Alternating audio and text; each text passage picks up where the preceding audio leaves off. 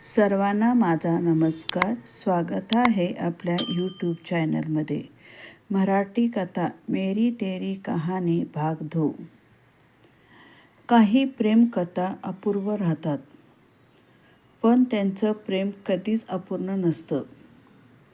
वेळ बदलतो, लोक बदलतात, पण काही भावना आयुष्यभर तसंच राहतात. कॅफेमध्ये अनेक वर्षांनी भेटल्यानंतर आरव आणि सिया समोरासमोर बसले होते.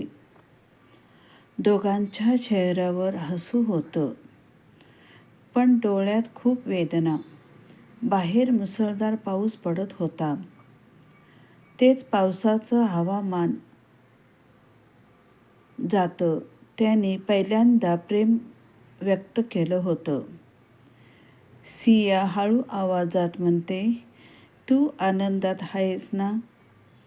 आरव काही सेकंड शांत राहतो आणि मग हसत म्हणतो, लोकांनी तसंच वाटतं.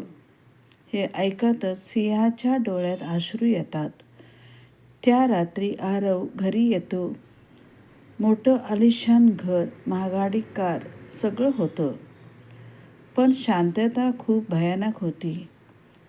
तो एका जुन्या बॉक्ससमोर बसतो.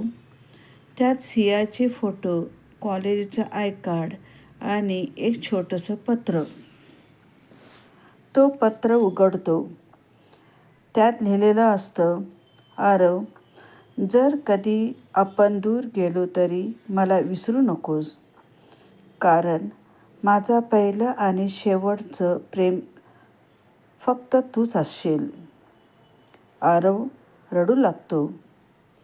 कधी कधी यश मिळाल्यानंतरही माणूस हरलेलाच असतो.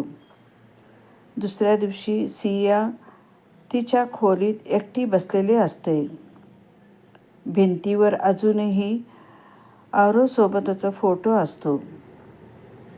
तिची आई विचारते, इतकी वर्ष झाली, अजूनही त्याच्यावर प्रेम करतेस? सिया रडत म्हणते, आई, काही लोकांना विसरण्यासाठी नाही, तर आयुष्यभर आठवणीसाठी भेटवलं जातं. एका रात्री सियाने वडील ऑफिसमध्ये एकटे बसलेले असतात. कंपनी पूर्णपणे तोट्यात गेलेली असते. फोनवर एकामागून एक लोक त्यांना नकार देत असतात. त्यांच्या डोळ्यात भीती दिसत असते. पहिल्यांदाच त्यांना पैशाची नाही, तर आपल्या मुलीची चिंता वाटत असते. आरवला ही बातमी समजते. त्याचा मॅनेजर म्हणतो, सर, हीच वेळ आहे. ज्यांनी तुमचा अपमान केला त्यांना संपवण्याची. आरव शांतपणे खिडकीबाहेर पावसाकडे पाहतो आणि म्हणतो, खरं प्रेम माणसाला मोठं बनवतं, लहान नाही. दुसऱ्या दिवशी आरव सियाच्या घरी जातो. तेच घर जिथून मला एका काळी अपमान करून बाहेर काढलं होतं. सियाचे वडील त्याच्यासमोर येतात.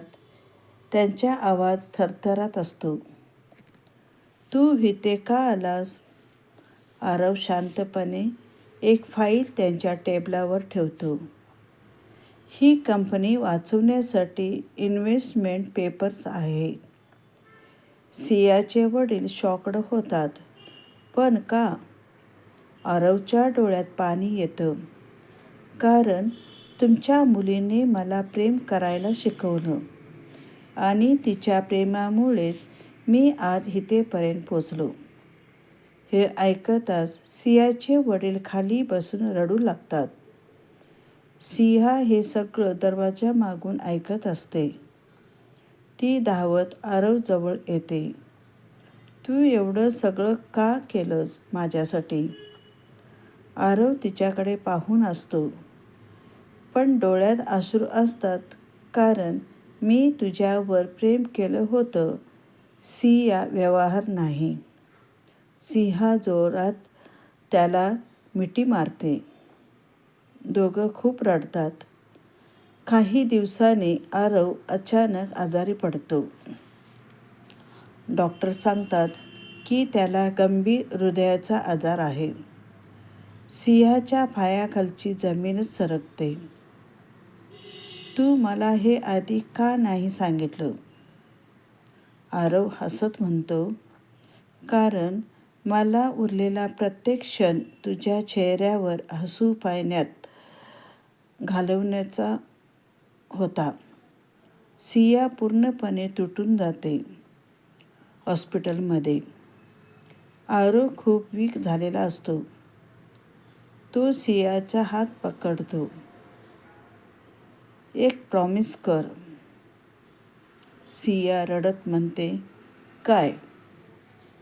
आरव म्हणतो, मी नसतानाही तू हसत राहशील. सिया जोरात रडू लागते. माझं असू तर तूच आहेस आरव. एका पावसाळी रात्री हॉस्पिटलच्या खिडकीतून पाऊस दिसत असतो. आरव शांतपणे सियाकडे म्हणतो, आठवतंय तू म्हणाली होतीस ना शेवटपर्यंत साथ देशील? सिया रडत त्याच्या हातात पकडते. शेवटपर्यंत. आणि त्यानंतरही आरव हलकंसं हसतो आणि हळूहळू त्याच्या हातात सैल पडतो. मशिनीज बंद होतात. सिया जोरात रडते, आरव.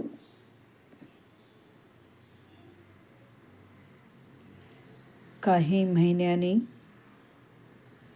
सिया रोज कॅफेमध्ये जाते, जिथे त्याची पहिली भेट झाली होती. त्याच टेबलावर बसून ती आजही आरवशी बोलते. काही प्रेमकथा पूर्ण होत नाहीत, पण त्या आयुष्यभरासाठी आठवण बनून राहतात. आरव गेला, पण सियाच्या हृदयात तो आजही जिवंत आहे. फायनल. प्रेम कधी मरत नाही. माणस दूर जातात, पण त्यांचं आठवणी शेवटच्या श्वासापर्यंत सोबत राहतात. जर तुम्हाला माझा व्हिडिओ आवडला असेल, नक्की कमेंट करायला विसरू नका. लाईक करा, शेअर करा. पुढच्या व्हिडिओच्या भागाला आपण पुन्हा भेटू. धन्यवाद.